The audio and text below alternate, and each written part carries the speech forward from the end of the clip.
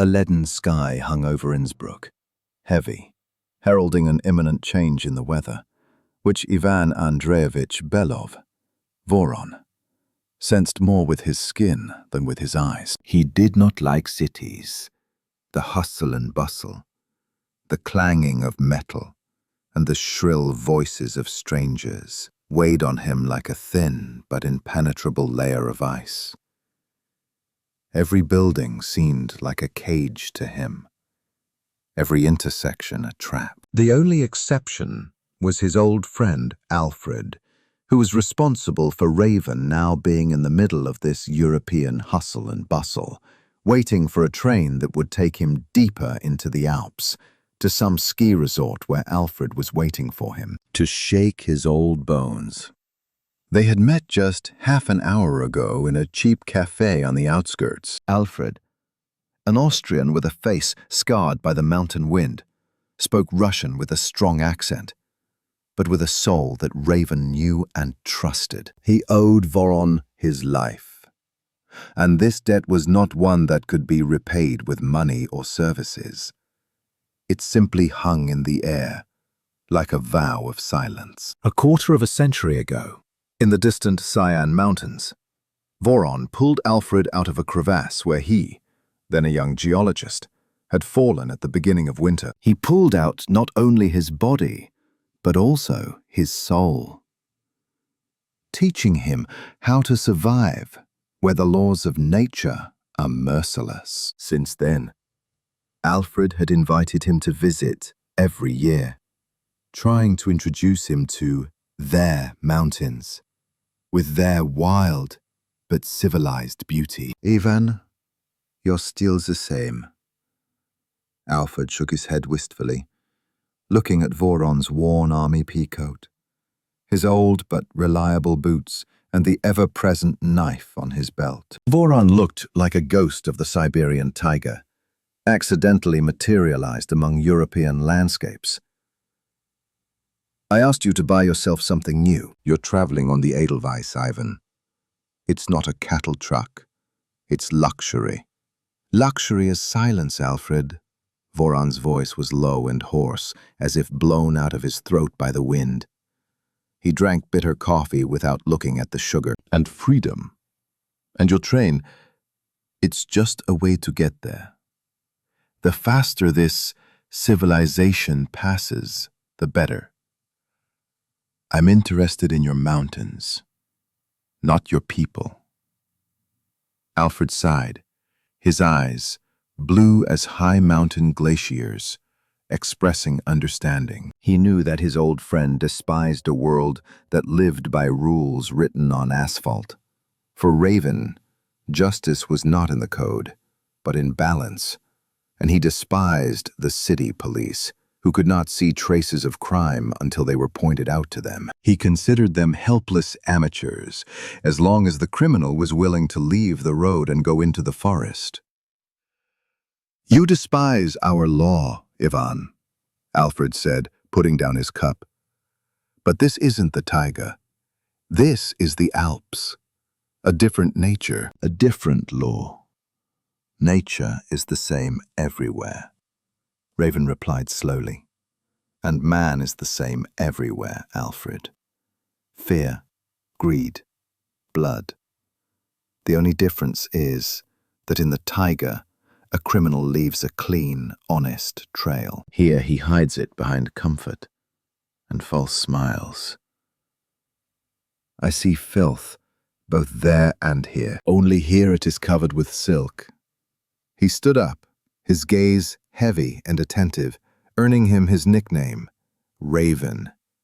Not for the color of his hair, but for the penetrating, predatory clarity with which he saw the world. He did not say goodbye, only nodded briefly.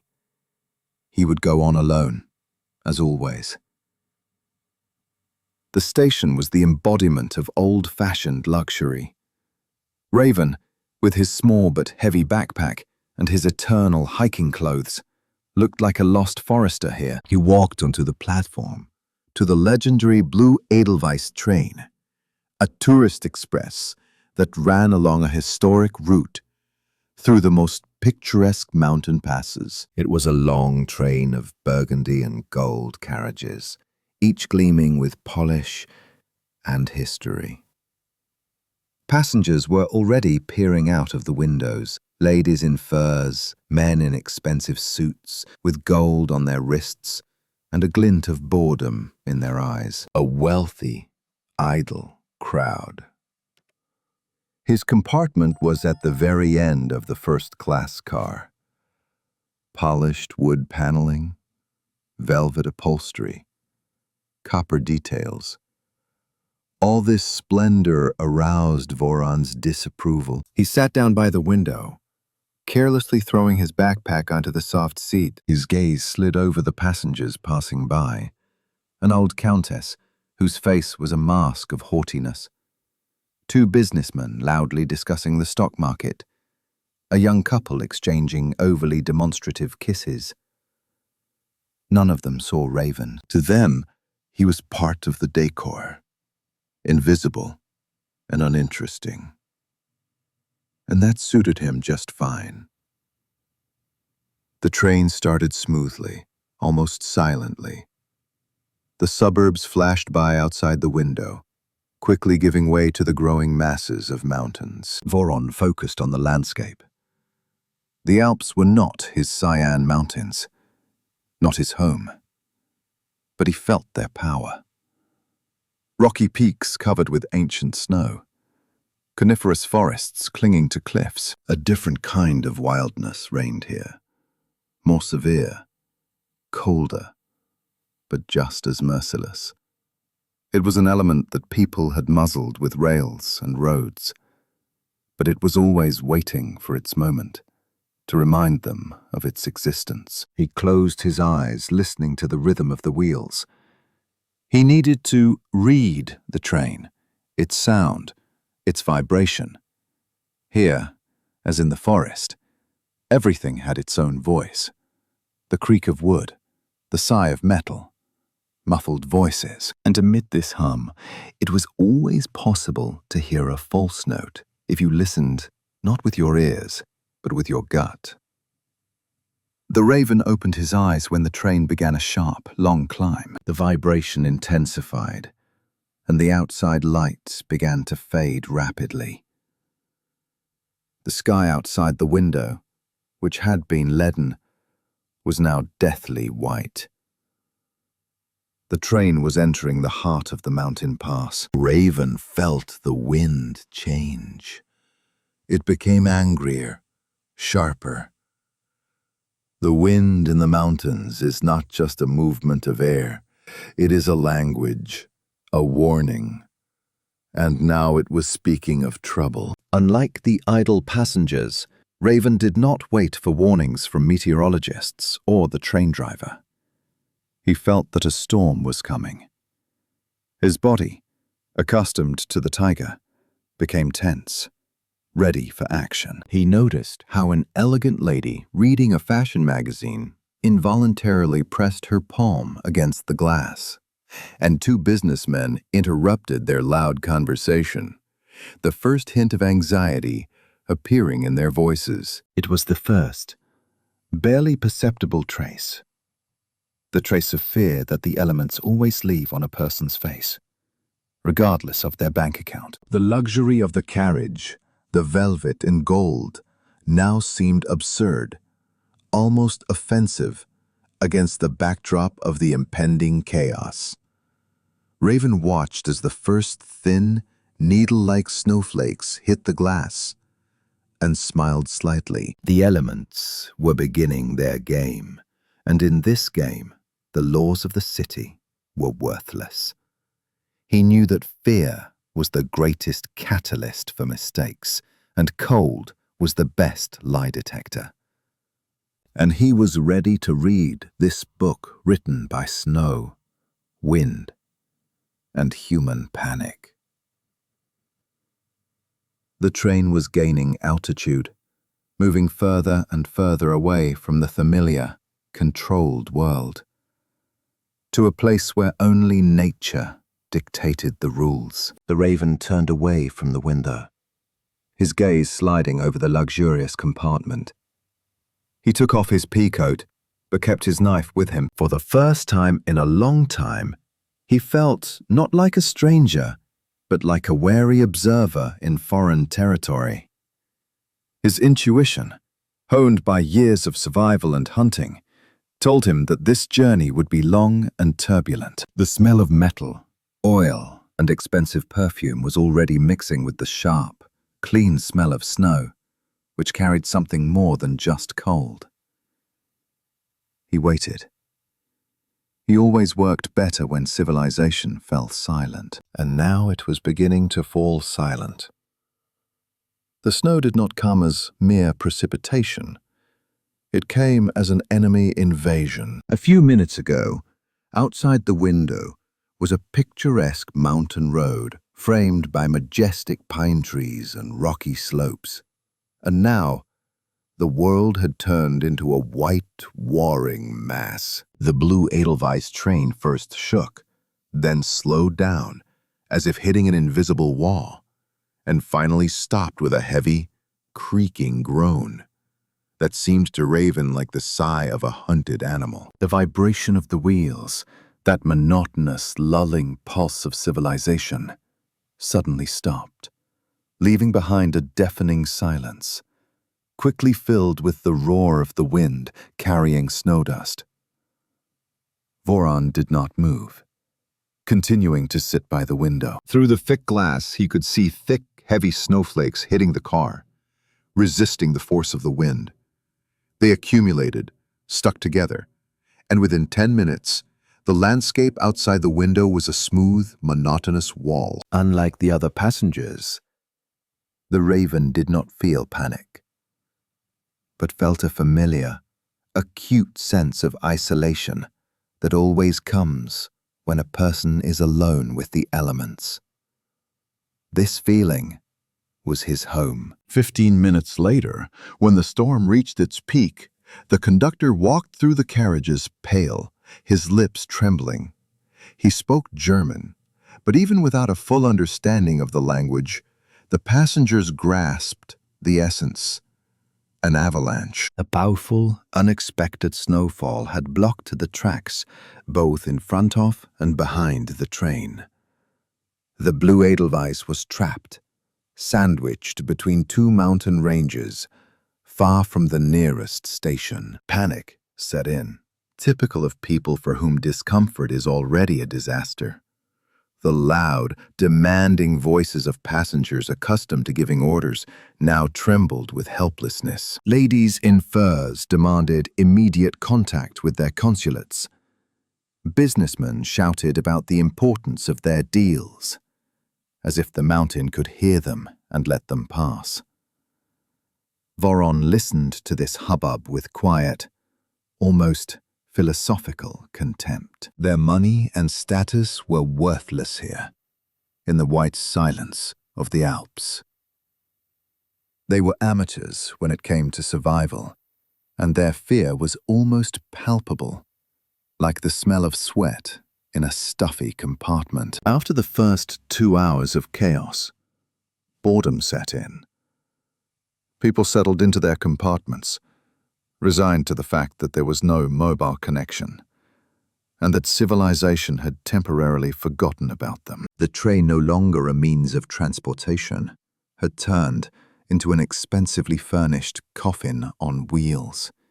And this realization, slowly, like a mountain glacier, crept into the souls of the passengers. It was at this moment, when the general tension had dropped to the level of depressive melancholy, that a cry rang out.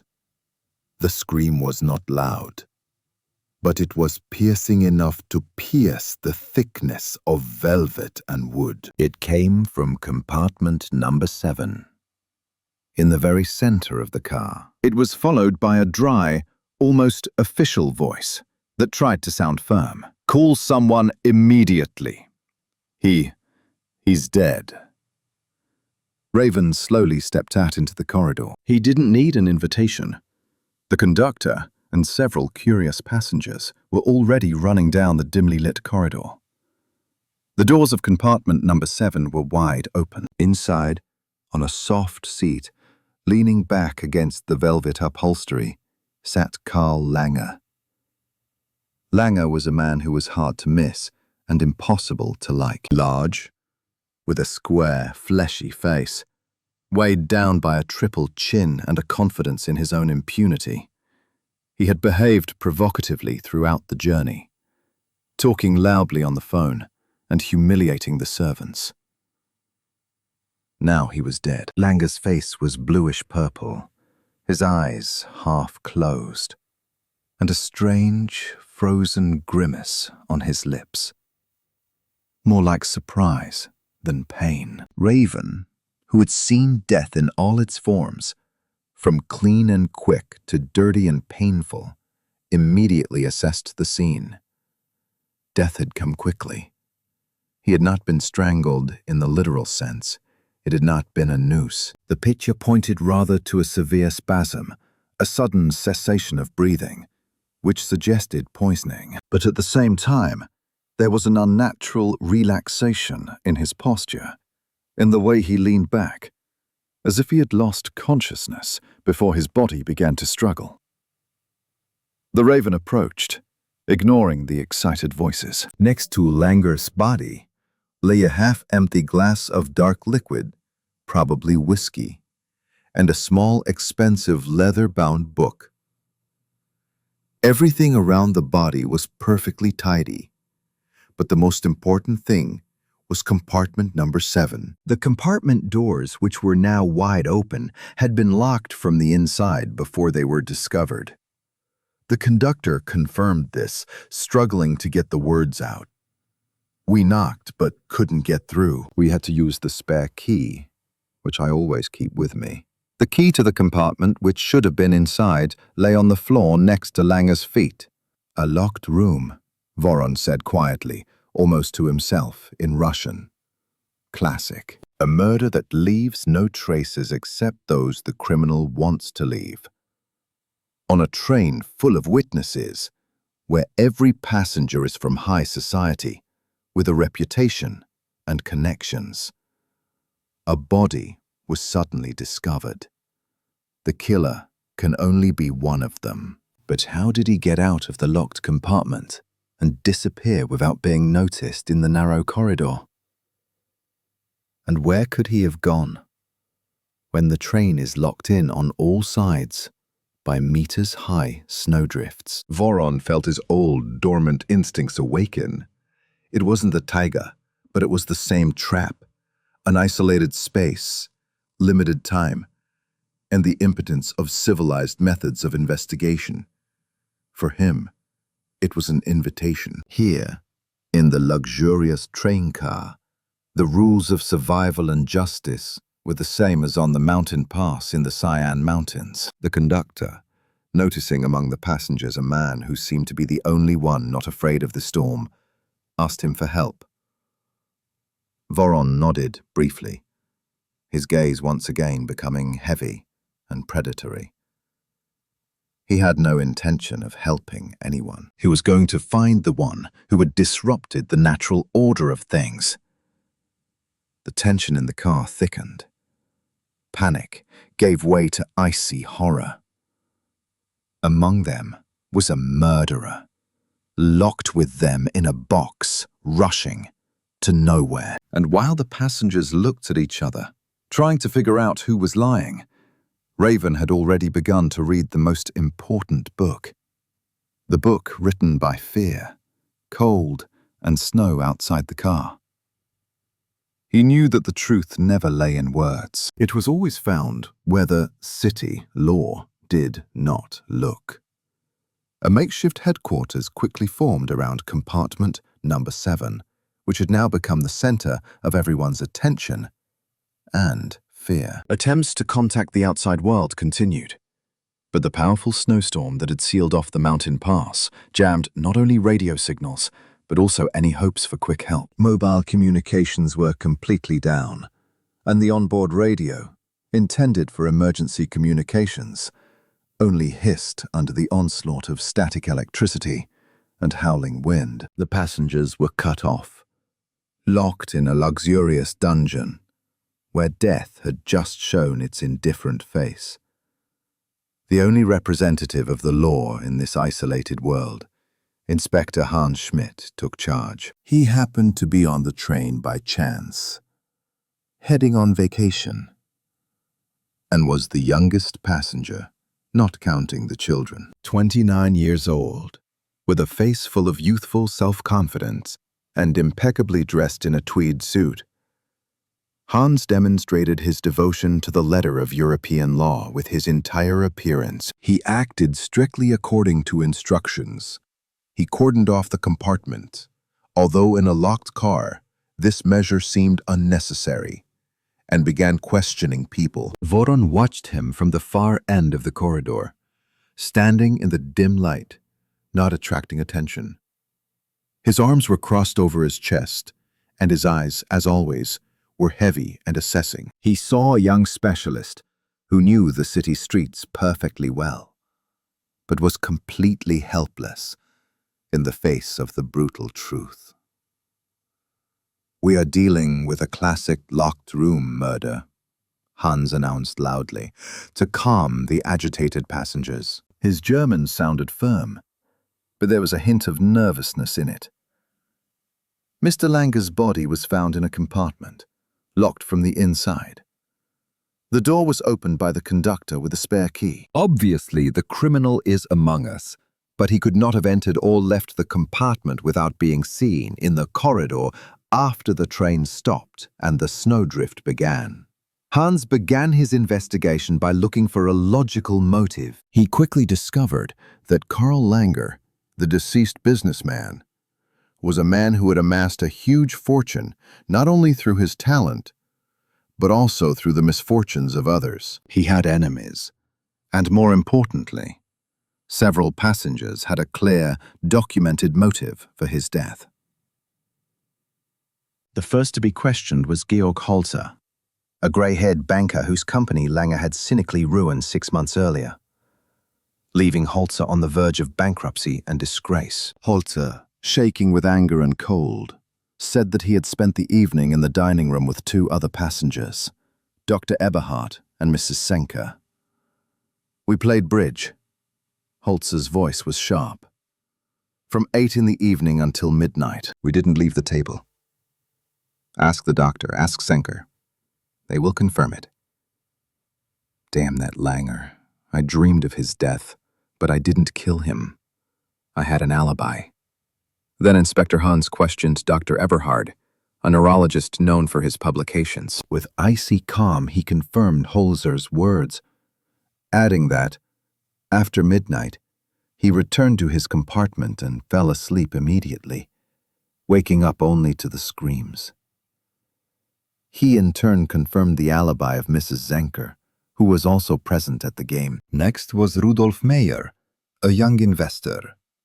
It turned out that Langer was his main partner, and just the day before, they had had a major conflict over a multi-million-dollar deal. Meyer was pale, his eyes darting around. However, he also had an alibi. "I had dinner with my fiancée, Anna." Meyer pointed to a young girl who was standing with her arms wrapped around herself, as if trying to keep warm. "We were at the restaurant from 7 to 10. Then we returned to our compartment, which is opposite Langer's compartment. We were there together all night. We heard the snow falling. We were together." Anna confirmed his words in a quiet, breaking voice. Inspector Hans took careful notes, his face expressing a mixture of satisfaction and disappointment. He had reached a classic dead end. Everyone who had a clear motive had a perfectly corroborated, mutual alibi. The alibi system was closed. Holzer, Eberhard, and Zenker corroborated each other. Meyer and Anna corroborated each other. The killer could not be any of them, if their words were to be believed. "A classic case, Inspector," Raven finally stepped out of the shadows. He approached Hans, his gaze sliding over the young inspector's scribbled notebook, and then to Hans's face. Raven's contempt was almost physically palpable. Hans flinched when he noticed the wiry elderly man in worn clothes who had suddenly appeared like a ghost. "Who are you? I don't remember taking your statement." "Ivan Belov, passenger." "And the testimony?" Voron leaned a little closer, his low voice sounding hoarse but convincing. "Are you looking for the truth, Inspector, or evidence for the court? You're drowning in words that people have invented to lie. Alibis, convenient, mutual, urban. They protect each other like a flock of crows protects its nest." Hans was indignant. "I follow the law. An alibi is the basis. It's a fact." "Are you suggesting we ignore witness testimony?" "I suggest ignoring words," Raven corrected him, looking him in the eye, "and listening to what cannot lie. Your law, Inspector, only works where there is asphalt and clean protocols. Here, there are mountains. Here, the law of nature works. And it has already given you 100 clues, but you don't see any of them because you're looking at the floor instead of out the window." Voron moved away from him, heading for compartment number 7. He didn't wait for permission, ignoring Hans's protests. Inside, he walked around Langer's body without touching it. He wasn't interested in the body, but in the environment. "Have you examined everything, Inspector?" Raven asked, his gaze fixed on a small, barely noticeable gap between the window frame and the seal. "Of course. The compartment is locked. The window is sealed from the inside." "If it was poison, it was in this drink, or a draft," interrupted Raven, placing his palm against the crack. A slight, barely perceptible flow of cold air. In a heated compartment, this was unnatural. He sniffed the air, the smell of whiskey, expensive perfume, and something else. A subtle, pungent smell that shouldn't be here in the car. The smell of cold. Inspector Hans snorted. "It's an old car. A small leak. What does a draft have to do with it?" "A draft is a violation of order. The door is closed. The window is closed. That means someone broke the seal." Raven slowly walked over to the window, which was now completely covered in snow, turning it into a white, smooth surface. But not through the window, and not through the door. He turned to Hans. "Your alibis are flawless, Inspector. But in order to be here, the killer had to violate one of 3 laws: the law of time, the law of space, or the law of nature. He violated the 3rd, and his trail is not on your floor. It's out there, in the snow." The Raven abruptly left the compartment, heading for the vestibule. He forced the conductor to open the service door. The young inspector tried to stop him, shouting about tampering with the crime scene, but Raven just threw over his shoulder, "The crime scene, Inspector, is this entire train, and the mountain around it. What you've cordoned off is just an expensive coffin." He opened the door.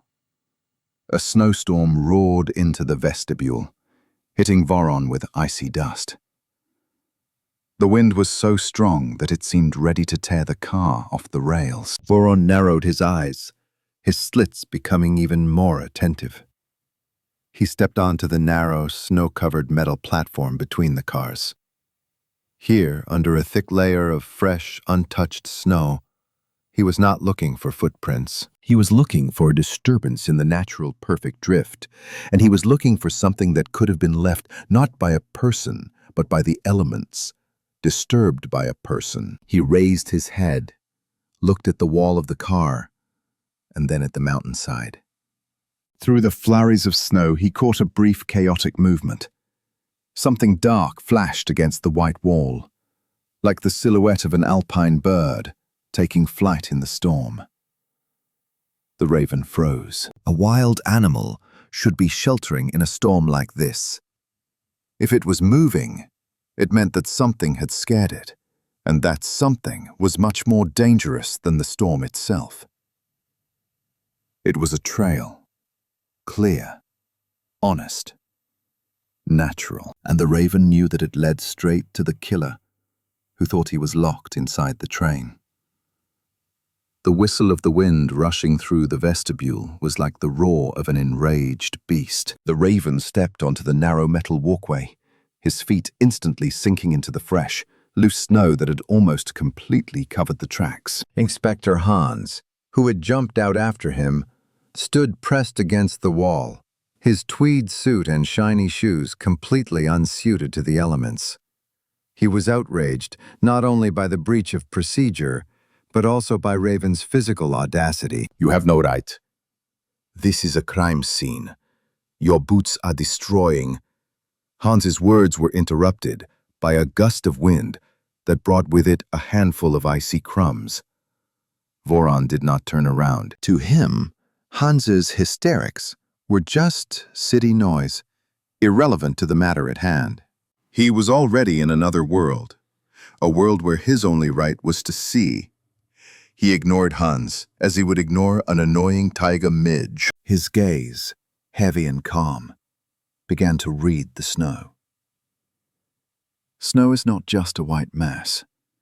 It is an open book for those who know how to read tracks. The raven was not interested in the perfect horizontal drifts created by the storm.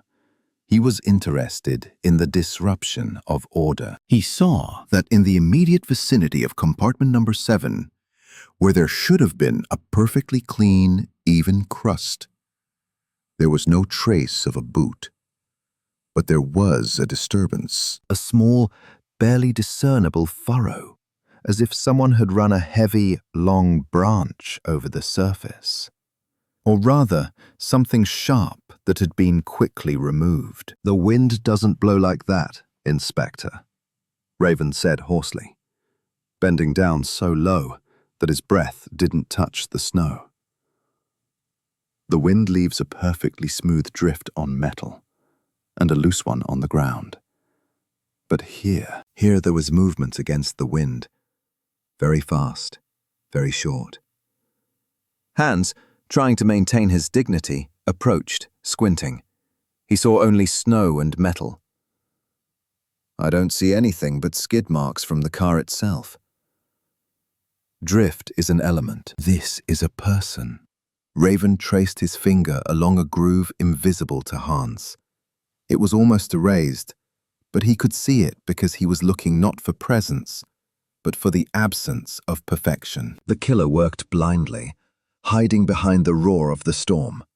But even in the most perfect rush, a person unaccustomed to working with traces makes a mistake. The mistake was that he left a mark of his effort in the snow. Then Raven looked up at the mountainside. The train stood on the edge of a narrow, deep crevice, covered with thick but low alpine shrubs and snow-covered rocks. That was where his gaze fell, and then to the wall of the car where Langer's compartment was.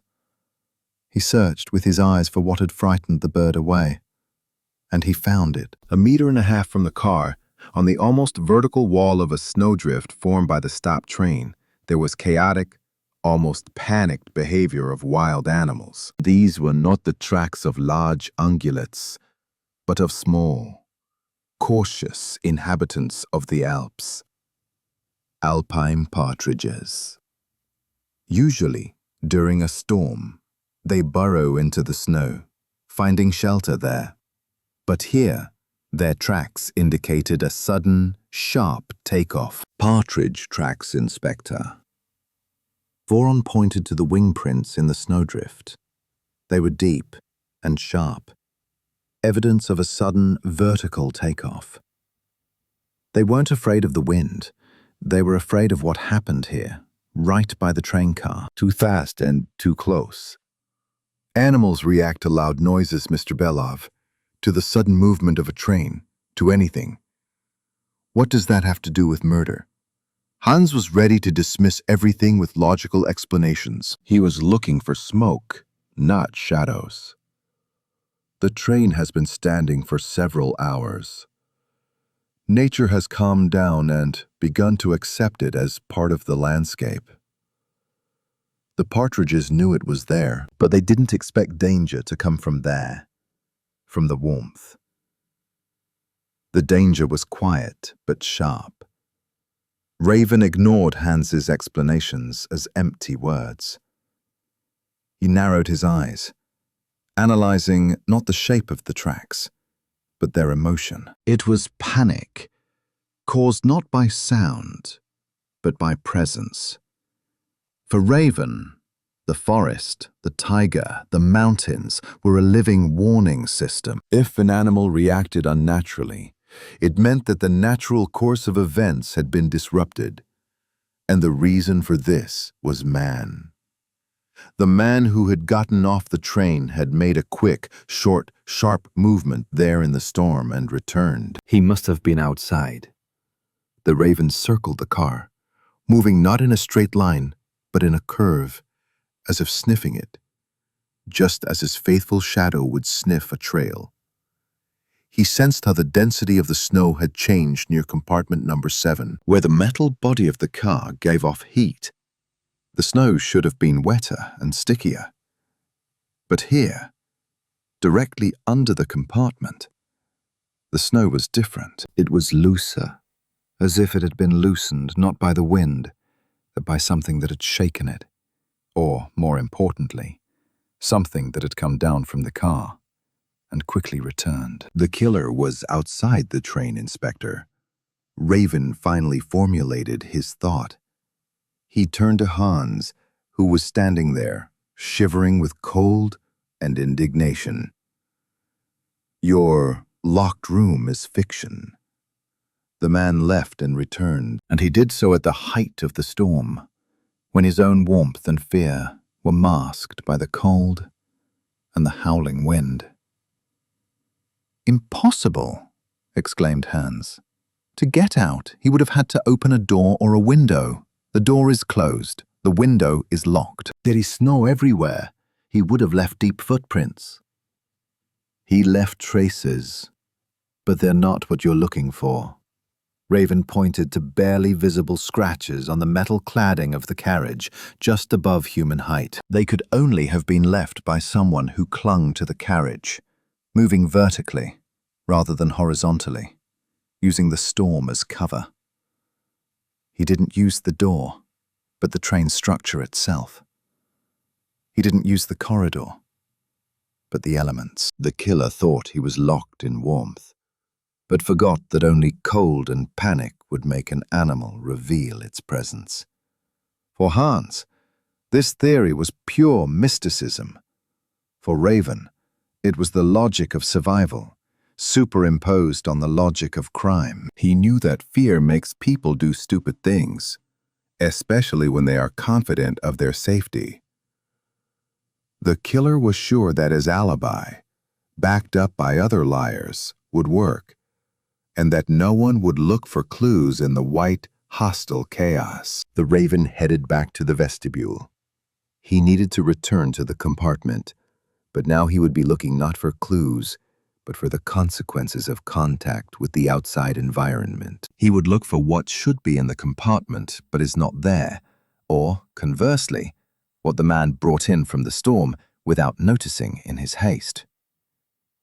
He already knew that the killer had disturbed the balance of nature. Now he had to find out how exactly this disturbance had affected his victim and the criminal himself. He left Hans standing in the vestibule, where the icy wind continued to blow in his face, while the inspector tried to reconstruct the logical chain between the dead businessman, the locked compartment, and the frightened Alpine birds. It was a gulf between their worlds, and Hans did not know how to bridge it. The Raven returned to compartment number 7, its body carrying with it a sharp, frosty smell that instantly clashed with the musty aroma of expensive tobacco, whiskey, and recent fear that lingered in the air. Inspector Hans, having given up his futile attempts to argue with the elements, followed him back, but stopped at the threshold, as if hesitating to enter a place where, in his opinion, there should have been a clear, logical trail. For Raven, however, the compartment was not a locked room, but a second, equally important clue, a reflection of what had happened outside. "You're looking for fingerprints, Inspector," Raven said hoarsely, not looking at Hans, his eyes drawn into a tight knot of wrinkles, studying the ceiling. "You're looking for the weapon. These are clues that people leave behind on purpose." "I'm looking for a disturbance of order, evidence that a person leaves by mistake when nature takes its course." He slowly walked around the compartment, as if measuring it with his steps, and stopped at the place where the late Karl Lange had been sitting. Lange had been rich and powerful, but now his body was worthless, and his posture spoke of suddenness, of the moment when life ended before he even had time to be afraid. Raven touched the upholstery of the sofa. It was still warm, but it was the warmth of the train's heating, not of a living body. His attention was again drawn to the same draft he had felt earlier. He walked over to the window, completely sealed by the storm, where the snow lay in a thick, even wall, creating the illusion of airtightness. Raven put his palm to the frame and felt it. A barely noticeable, weak stream of icy air. It was so thin that any city investigator would have dismissed it as a malfunction of the old car. But for Raven, an expert on the taiga, where even the slightest shift in the wind could mean life or death, this draft was a loud cry. He leaned over, his face almost touching the window frame, looking for a micro crack or a window that wasn't completely closed. Nothing. The window was closed, locked from the inside with a metal latch. But the cold was getting in. "You missed this, Inspector." Raven pointed to the ventilation grill, located in the far corner of the compartment, high up near the ceiling, where no one would expect to find a loophole. It was small, decorative, designed to remove warm air, not let cold air in. And it appeared to be closed. Someone moved it. Hans approached, frowning. "It's in place. It hasn't been used." "It has been used, but not for ventilation."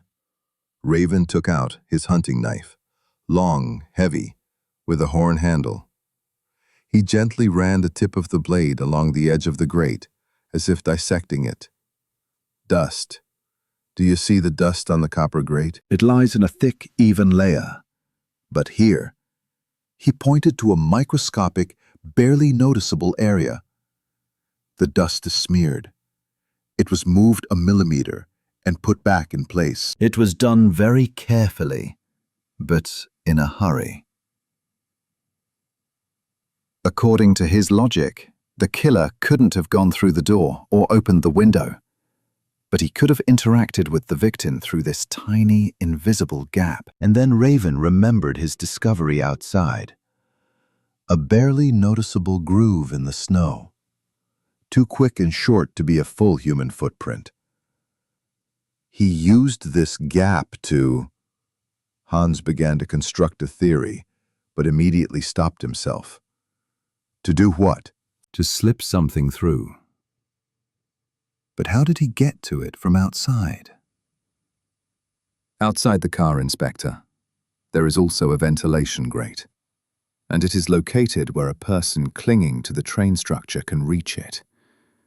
In a storm, in the dark. He crouched down, climbed down, and, using the noise of the wind and the snow curtain, did his job. Voron spoke slowly, constructing a picture not from facts, but from the possibilities offered by the elements.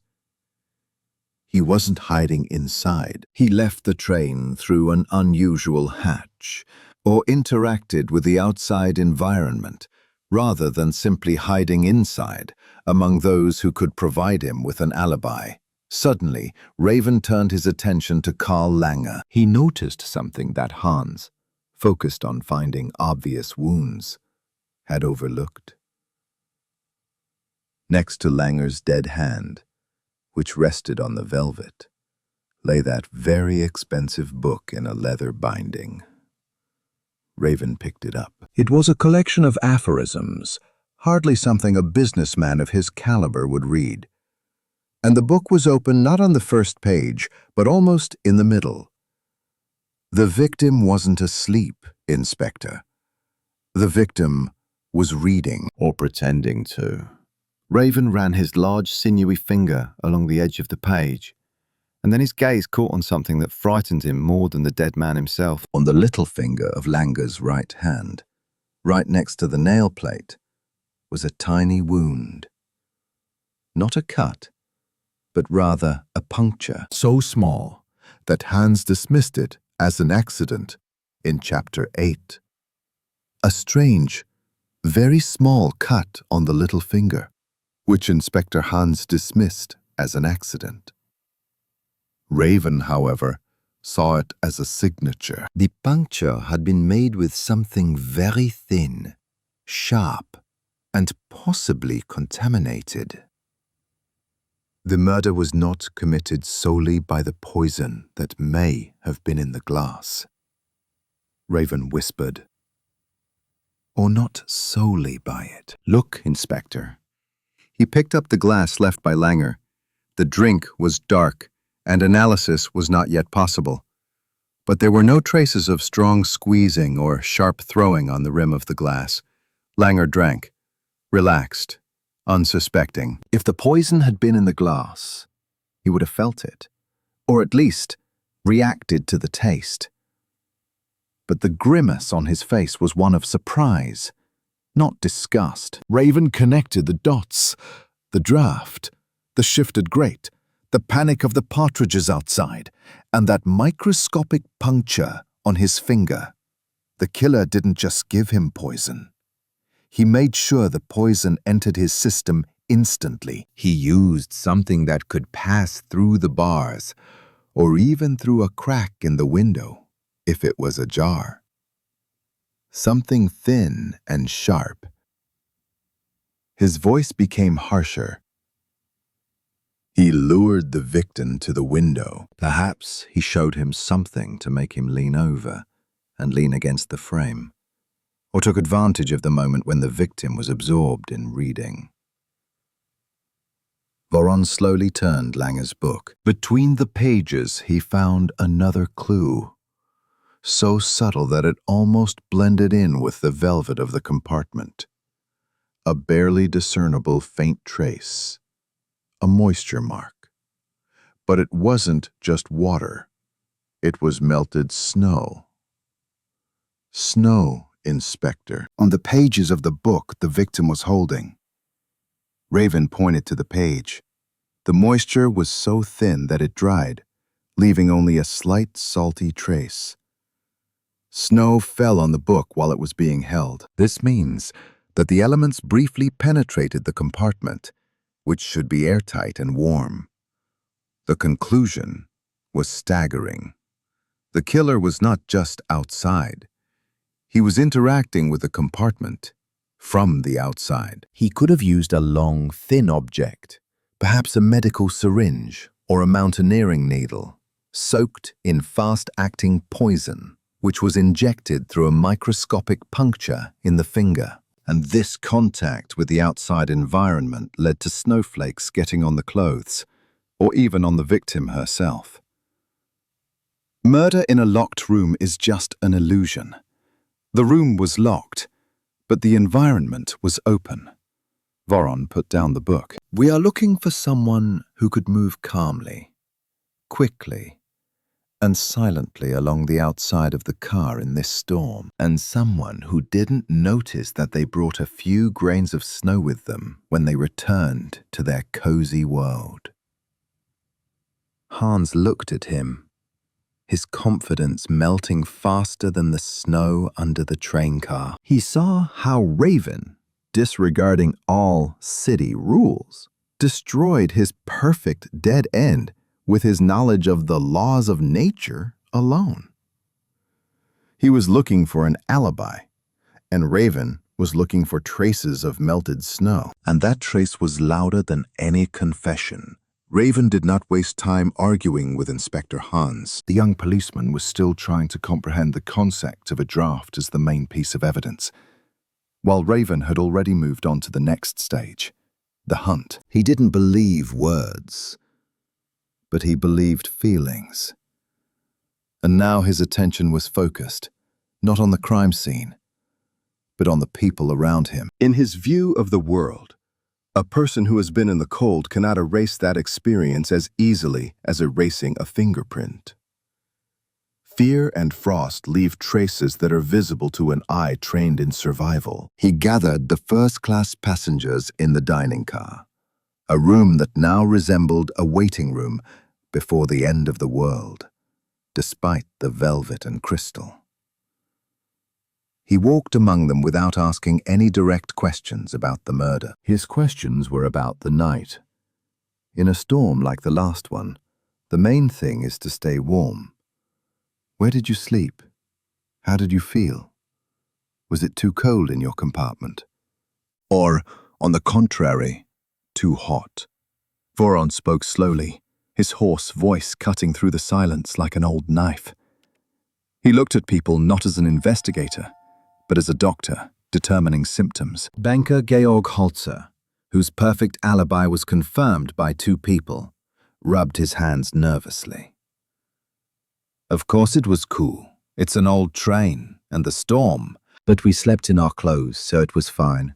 Raven noticed that despite his nervousness, Holzer's hands were dry, and his skin did not have the characteristic marbled appearance that intense, sudden cold leaves behind. Young investor Rudolf Meyer and his fiancée Anna sat huddled together.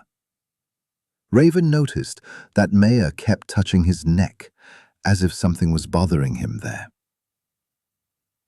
We woke up when the train stopped. Then it was scary. We just lay there together, said Meyer.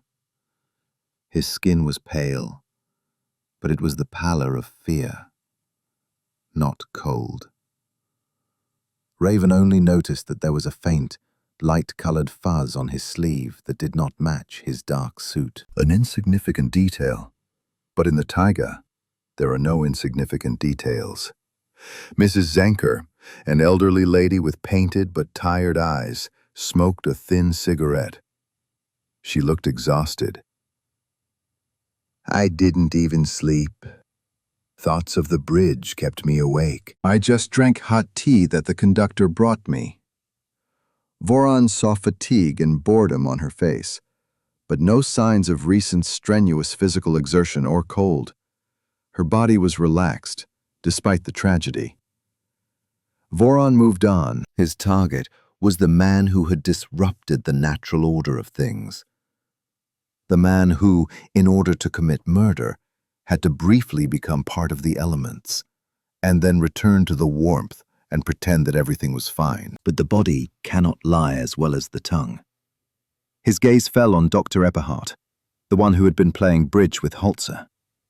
The doctor was sitting a little apart, in a corner, immersed in reading a thick paperback. While most passengers preferred light clothing in the heated car, Eberhardt was dressed in a dark wool sweater with a high collar and thick corduroy pants. He looked too warm for this room, which, despite the storm, was quite comfortable. Dr. Eberhard.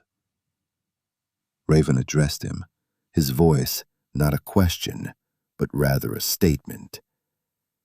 The doctor slowly looked up. He was about 50 years old, with an intelligent, slightly haughty face and a neatly trimmed beard. His eyes behind his glasses were calm, even indifferent.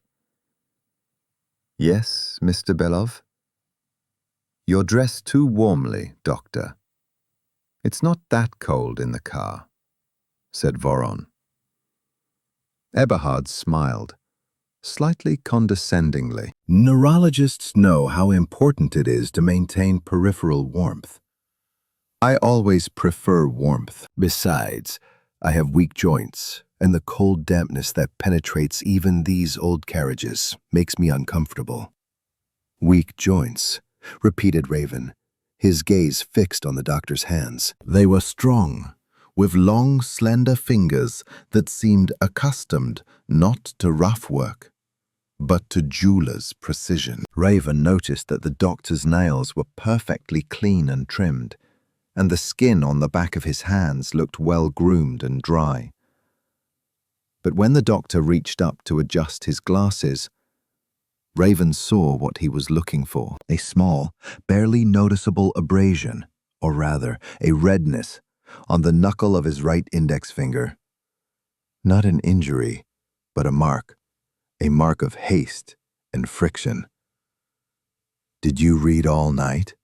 Raven asked, ignoring the explanation about the joints. "Yes, as I told the inspector, I read after bridge, until morning. A wonderful volume on classical philosophy." "Your alibi, Doctor, is flawless.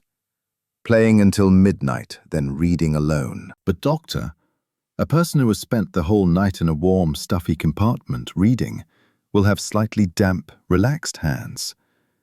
Your hands, on the contrary, are dry to the point of crunching and show signs of sudden cooling. The knuckle of your finger is reddened, as if you rubbed it vigorously or clung to something cold and rough. This is not a symptom of weak joints. It is a symptom of cold and effort." Voron spoke quietly, but each word fell like a stone. Inspector Hans, standing nearby, finally saw what Voron meant. He wasn't looking at the alibi. He was looking at the biology of the lie. Dr. Eberhard's face remained unchanged, but his eyes behind his glasses became hard. "You're making a mountain out of a molehill, Mr. Belov. The car was shaking. I could have caught on it when I lay down. And I just love warmth. It's my physiology." "The physiology of survival, Doctor. It's the same for everyone." Voron ran his hand over his face, as if wiping away dust. "When a person is afraid, their body reacts. When a person is cold, they make illogical, stupid mistakes. Someone who has spent the night in a storm cannot come back looking like they spent it at a spa, even if they are wearing a warm sweater." The Raven walked around the doctor, his gaze falling on the corduroy pants. He noticed that the bottom of the pants where the fabric touched the shoes was not just slightly damp, but had a strange, salty-looking stain. It was as if the moisture was not from sweat or tea, but from melted snow that had been contaminated with something mineral. Something that could only be found on rocks or railroad tracks. "Your shoes, Doctor." Raven crouched down to examine Eberhard's shoes. They were expensive, leather, but had no traces of dirt. And that was another mistake. Anyone who got off the train in such a storm, even for a minute, would have brought in dirt, stuck ice, or at least wet snow on their soles, which would have left a puddle when it melted. Your shoes are dry and clean, but your trousers, they are dry, but they have a mark on them, like salt, which appears when dirty snow melts. The Raven stood up. He understood. The killer hadn't spent much time on the ground, but he had been in contact with the outside environment. He didn't want to leave boot prints that Inspector Hans would immediately notice, so he moved without touching the ground, clinging to the train car, as he had assumed. But no matter how quickly he moved, He couldn't control the snow melting on him. You got out, Doctor, but you didn't go down to the ground. You clung to the car, and you came back in a hurry. You thought your sweater would protect you from the cold, and your alibi from the law. But you forgot that the cold is the law. Raven didn't ask, he accused.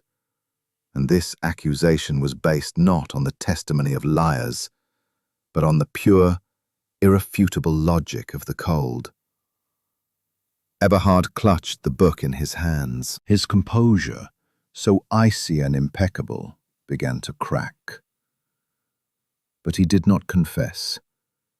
He just looked at Raven, his eyes showing not only denial, but also a sudden, deep understanding that he was facing a man who could not be deceived by words. Voron went outside again, leaving Inspector Hans in the restaurant, where he tried to connect Dr. Eberhard's woolen sweater, his reddened knuckle, and the melted snow on his corduroy pants. Hans thought in terms of entrances and exits, doors and windows. Raven thought in terms of trajectory and contact. He knew that the killer had not used the obvious routes, but he must have left a trail, unnatural for a storm. This time, Raven moved along the outside of the first-class car, closer to the compartment where Langer had been found. The wind had died down a little, but the snow continued to fall in a thick, heavy curtain, quickly filling in all the unevenness. The conditions were almost perfect for hiding evidence, but not for creating a perfect alibi. Raven wasn't looking for deep footprints, but for the slightest, almost erased disturbance in the snow crust that could have been left by a body clinging to metal. He crouched down, his eyes narrowed to slits, scanning the car's siding. He was studying not only the snow, but the car itself. The metal was old and worn, but covered with a layer of frozen frost and fresh snow. Against this background, any scratch, any scraping sound would leave a mark invisible to the naked eye. And then he found it. A barely noticeable horizontal friction mark on the lower curved part of the car, at the level where the platform ended and the chassis began. It was not a scratch, but a thin strip where the snow crust had been knocked off, as if something hard and smooth had passed over it, pressed against the metal. The mark was partially covered, but its direction, horizontal along the train, indicated that the person was moving sideways, clinging to the handrails or gutters. He wasn't walking, but sliding or pulling himself along. The man didn't come down to the ground, he walked along the edge, Raven muttered. This explained why Eberhard's shoes were clean. But there was a trail of melted snow on his pants that had fallen from above, from the chassis or the roof. He moved on to compartment number 7. The storm had created a natural snowdrift here, sealing the window almost halfway. Raven cleared the snow with his hand, and his gaze instantly fixed on the glass. It wasn't broken. But if you looked closely, in one of the upper corners, where the glass and frame met, there was a very thin, almost thread-like crack. And most importantly, there was frost along the edge of this crack and on the outer frame. The snow and ice were dusted, but not naturally, as if someone had pushed them back to hide the crack. The window was ajar, or broken. Voron ran his finger over the ice. The ice was fresh and uneven. The killer must have used a thin, sharp object to create this micro-crack, or use it to gain entry. The theory was complete. The killer, clinging to the car, had reached Langer's compartment. He didn't open the door. He didn't come down to the ground. He used the crack in the window or the ventilation grill to contact his victim. But why? If he wanted to kill with poison, He could have used the same poison in a drink. The raven returned to the grate he had been examining from the inside. Now, looking at its outer part, he saw that the snow around it was not just stuck to it, but pressed into it. Someone had pressed something flat and hard against this grate with force. He climbed higher toward the window. The crack in the glass was too small to get through, but it was enough to create a draft, which had caught Raven's attention in the 5th chapter. He leaned toward the crack and smelled a faint, pungent odor that couldn't be the smell of a storm, metal, or cigarettes. It was a smell characteristic of mineral oils, or perhaps technical alcohol. A smell alien to nature and the luxurious carriage. Voron put forward the following hypothesis.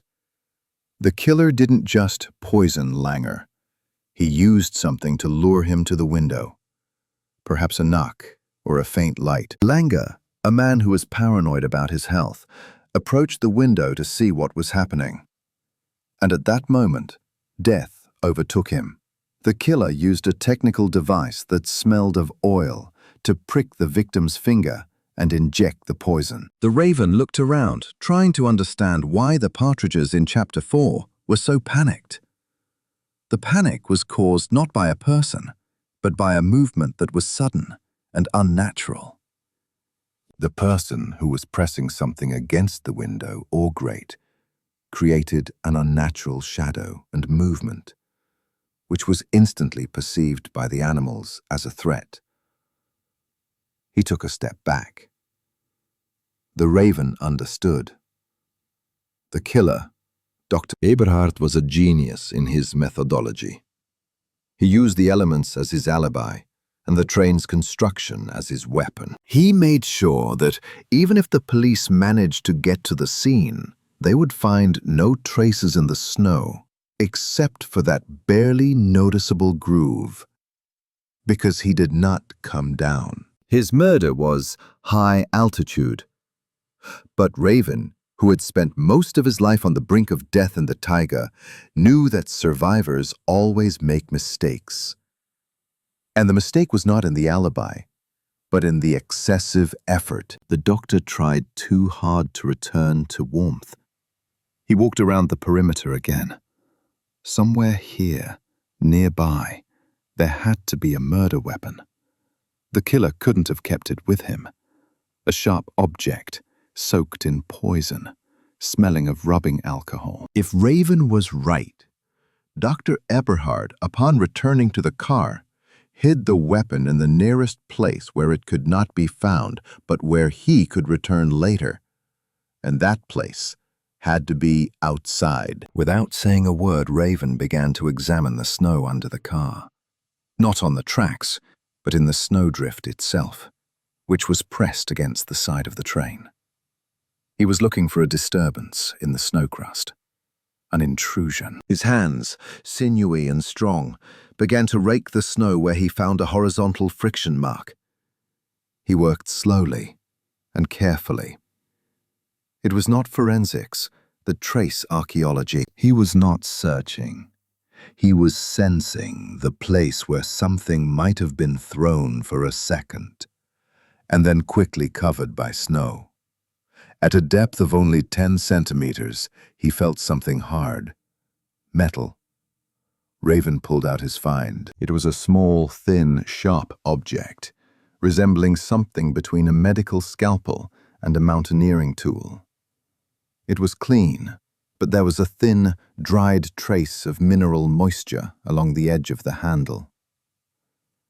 It was the tool that had allowed Dr. Eberhard to pierce Langer's finger through a micro crack in the window, or through the ventilation grill. The raven held the tool in his hand. Now he had not just a theory, but tangible evidence, retrieved from the snowy grave. He returned to the vestibule, his face hard and focused. The game was over. Raven returned to the vestibule, holding a thin, sharp object in his hand, something between a mountaineering tool and a medical scalpel, whose handle retained a faint but distinct smell of technical alcohol and mineral oils. It was a weapon taken from the snow, and now it linked Dr. Eberhard's impeccable alibi to the unnatural behavior of the partridges on the slope.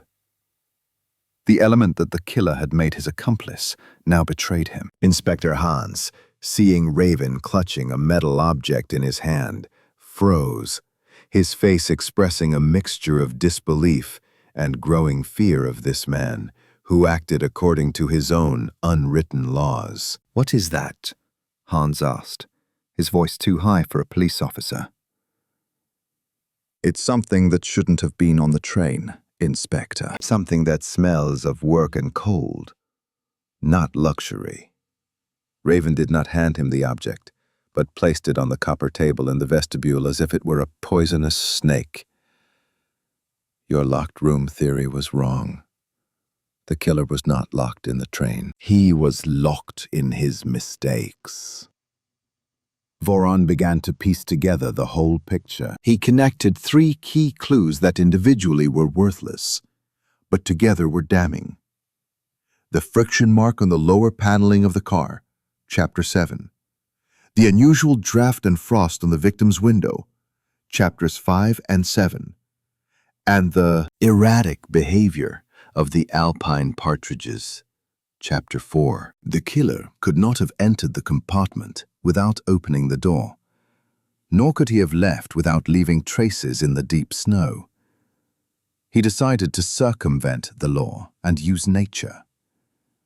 Our Dr. Eberhard, a man with dexterous hands, has knowledge of precision instruments, poisons, and, importantly, how to make the body obey.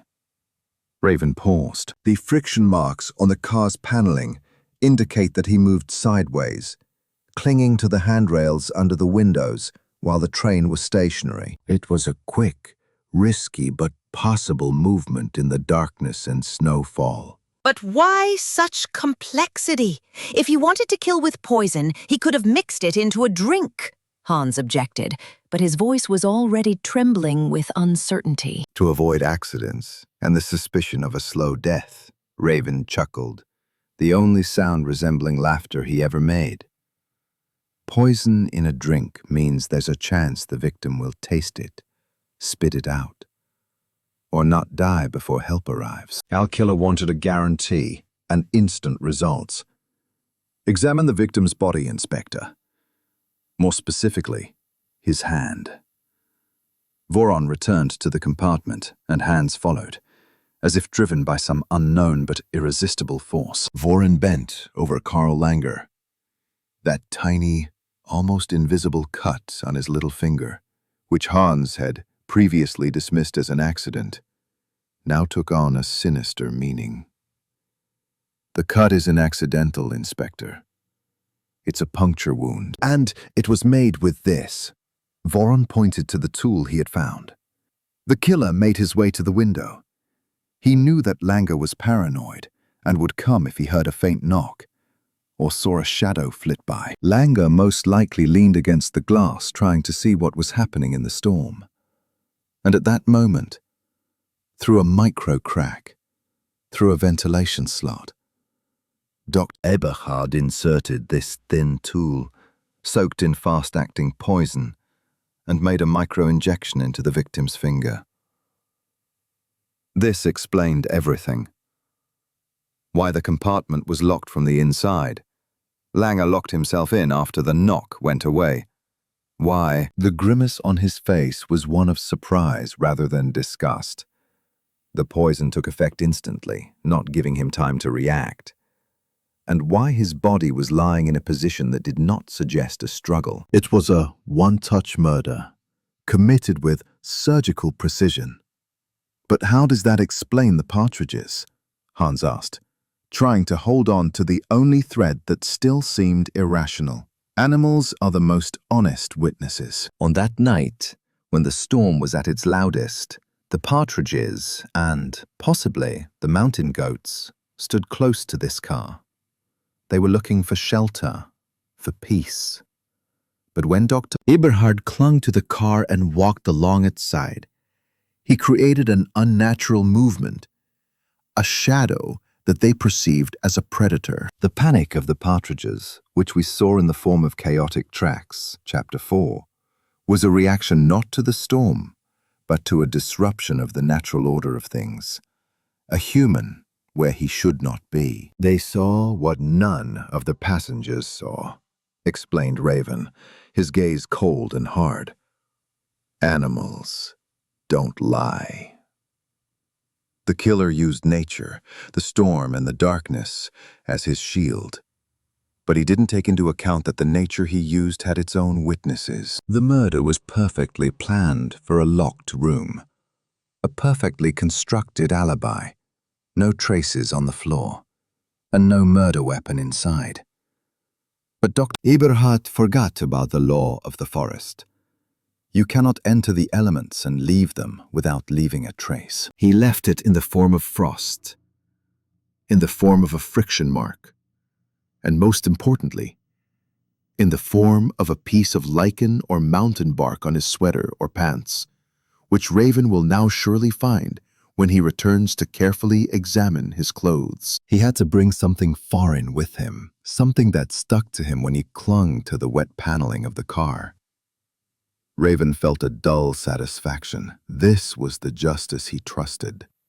Not laws written by humans, but the restoration of balance. A violator of the order in the ecosystem, be it the taiga or the Alps, must be removed. Now you understand, Inspector. We weren't looking for who could have committed the murder. We were looking for someone who broke the law of nature in order to commit it. Boron picked up the weapon from the table, wrapped it in a clean handkerchief, and gestured for Hans to return to the restaurant. It's time to talk to our doctor. His alibi was too perfect, and perfection in the wild always means a lie. They left the compartment, and Raven noticed that, despite all his self-confidence, Hans now clung to him like a rock. For the first time, the young inspector saw that the law could extend far beyond the asphalt, and that the most difficult trace could be left not on the floor, but in the snow. Voron returned to the dining car, his face as calm as a lake after a storm. But deep in his eyes lurked the tension of a predator who had finished surveying the territory and was now waiting for his prey to come out of its lair. Inspector Hans walked beside him like a shadow, clutching a tool wrapped in a handkerchief. Hans, raised on European criminology textbooks, was confused. His world was falling apart. A murder with no traces on the floor, but with a verdict written in the snow. Inspector, tell everyone we're done with the evidence. Have them bring more tea and maybe some cognac. We have a long conversation ahead of us. Not an interrogation, just a conversation, ordered Raven, and Hans, to his surprise, obeyed without complaint. Raven's authority was based not on rank, but on his unshakable confidence and clarity of vision. The passengers gathered again in the restaurant. The atmosphere was heavy, but no longer panicky, more expectant. They looked at Raven, this strange, unsociable man in hiking clothes, who seemed to understand their fear better than they did themselves. Voron did not mention the murder. Instead, he began to talk about the cold. People in the city have forgotten what cold is. They think cold is unpleasant, but not deadly. His voice was low and steady. But cold is a teacher. It breaks logic, makes the body lie, and the mind make mistakes. In the taiga, as here in the Alps, cold quickly reduces a person to their true essence. It removes masks. You can lie to each other about bridge, about business, about love, but you cannot lie to the frost. He glanced around at those present. When a storm begins, the main thing is to conserve energy. Panic is a luxury that leads to death. Everyone here, except one, obeyed their instinct to sit quietly, stay warm, and wait for help. But one of you broke that rule. Raven spoke about the psychology of confinement, how fear changes people, causing them to commit irrational acts that they believe will help them survive or hide their guilt. The one who went out into the storm to commit murder was driven not only by greed or revenge. He was driven by an incredible, animalistic certainty that the elements would cover him. This is not panic. This is obsession. And obsession always leads to mistakes that seem insignificant in the warmth, but become fatal in the cold. He approached Dr. Eberhard. The doctor sat upright, his hands resting on his knees, his book closed. He was the only one who showed no outward signs of anxiety. But it was precisely this perfect composure that screamed falsehood to Raven. Dr. Eberhard, you said you like warmth, that you read all night wrapped in your wool sweater. You are a man of science. You believe in accuracy and facts, don't you? Asked Raven. Of course. Eberhard's voice was calm. I believe in what I can see and measure. Exactly. See and measure, Raven nodded. You read all night, and in the morning you told us about your perfect alibi. But when I came back from the storm, I asked you about the snow. Voron turned to Inspector Hans. Remember, Inspector, I told you how I read the snow. The density. The speed of accumulation. Yes. You said the snowpack was loose, but quickly compacted under the pressure of the wind. Hans confirmed. Raven looked at Dr. Eberhard again. When I talked about the density of the snowpack, you corrected me, Doctor. You said that on a slope like this, and with a wind like this, the snowpack should be hard, almost icy, within a couple of hours after the storm started, even under a fresh covering. There was absolute silence in the room. Everyone, including Hans, looked at the doctor. I'm just familiar with Alpine conditions. It's common knowledge for those who... Eberhard began. But Raven interrupted him. A well-known fact for those who were outside, Doctor, Raven said slowly but authoritatively. The slope on which the train got stuck has a gradient of only a few degrees. The wind lay down there, preventing the snow from compacting into a hard crust. The crust there was indeed loose, as in the Siberian mountains. You could only have known about the hard crust if you had gotten off the train and specifically checked its density somewhere on a steeper section. Or if you had been moving along the section where the crust had been disturbed by you. Next to your weapon. Chapter 7. You gave erroneous but overly precise knowledge about the snow, which you should not have had if you had been reading all night in the warmth. You signed your own death warrant by trying to be too competent in a matter that should have been of no concern to you.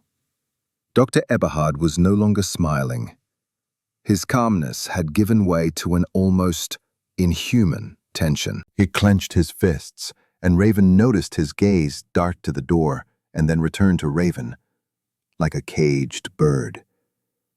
This is not evidence, it's speculation. Any climber knows that, Eberhard exclaimed, but his voice was too loud and broken. A climber knows, but a reader doesn't. Raven ignored his excuse. Let's move on. You thought that by clinging to the carriage you would leave no traces, but you left a fragment of nature on your clothes. You were in such a hurry to get back to the warmth and pretend to be a reader that you didn't notice that a particle foreign to this train had gotten onto your sweater, where you were pressed against the carriage paneling. The Raven turned to Hans. Inspector, examine the doctor's sweater carefully. In the folds of the wool, on the collar, where it could have rubbed against the car. There must be evidence that he brought in from outside. Hans, now completely under Raven's control, approached Eberhard and, despite his resistance, began to carefully examine the dark wool sweater. It took only a minute before Hans found it. A tiny, barely visible, green-gray lump stuck in the wool fiber next to the button. "What is it?" Hans whispered. The raven, without coming closer, replied, "It's Alpine lichen, or a piece of mountain bark. It grows on rocks at high altitudes." It's something you could only have picked up by pressing yourself against the frozen rock or wet metal on which this lichen was stuck when you clung to the carriage as you moved towards the victim's compartment. It's the very dirt that you couldn't wash off, and that is impossible to find inside this carriage, which reeks of varnish and perfume. You brought a trace of the mountain with you, Doctor, a trace that is invisible to the eye trained to read documents, but visible to the eye trained to read the world. Dr. Eberhard collapsed into a chair. The book fell from his hands and hit the floor with a dull thud. His perfect mask had finally slipped. Fear, cold, and the need to be too clever had caused him to make two fatal mistakes: to correct Raven about the density of the snow, and to bring with him a tiny but deadly piece of the wild. Raven looked at him. There was no remorse in this man, only rage and humiliation that his brilliant plan had been ruined. Raven saw in him not a doctor, but a sick individual, one who disrupts the balance of the ecosystem and must be removed. He felt no anger, only a quiet philosophical sadness that human greed always triumphs over reason, even one as sharp as the doctor's. Dr. Eberhard sat hunched over. His perfect posture collapsed along with the book that had fallen to the floor. The tiny green-gray lump, found by Inspector Hans in the woolen fold of his sweater, weighed less than a gram, but its weight was equal to a death sentence. It was evidence in the wrong place, a foreign body in a sterile environment. Its presence refuting a whole night of lies and impeccable alibis. Hans held the lump on the tip of his tweezers, looking at it as if it were something unearthly that could not exist within the walls of a luxury train. "Do you see, Inspector?" Raven did not raise his voice, but each of his words sounded like a hammer blow in the absolute silence of the restaurant. "This is not dust. This is not a human trace. This is a piece of the mountain, lichen, moss, perhaps frozen alpine bark. It could only have gotten here one way, if a person, pressed against the frozen paneling of the car, rubbed it off the ice or rust. And for that to happen, he had to be outside, in the storm, at the moment the train was standing still." Eberhard raised his head, his eyes filled with cold fury, but not denial. The fury of a trapped beast. He tried to rebuild the collapsed barrier of logic. "This is absurd. I could have brought it back with me from the ski resort. It's just ordinary alpine dust." His voice was hoarse. "You're a man of science, Doctor, and you know that it's not dust." Raven stepped closer. At a ski resort, lichens and bark remain on the ground. They don't jump onto a clean wool sweater. They only stick in one case: if there is melted moisture on the sweater, and the particle itself is frozen and pressed firmly against the body. When you were moving along the car, Chapter 7, you pressed yourself against the metal to keep from being blown away by the wind. Your body heat melted the ice on the car, and this little lump, which could have gotten stuck there during some technical stop before the storm, stuck to the wet wool. When you returned to the warmth, you didn't notice it. It dried and became part of the sweater, but it didn't come from inside the train. The Raven ignored Eberhard's attempt to pass off the microscopic evidence as something mundane. He moved on to the next logical inconsistency he had noticed back in Chapter 6. "Your fingernails, they were too clean, Doctor," Raven said, looking Eberhard straight in the eye. "You supposedly held the book in your hands all night, in the warmth." A person who reads, or simply spends the night on the road, leaves traces on their fingertips. Fine dust, grease, lint from the blanket. Your nails, however, were cleaned to sterility. Why?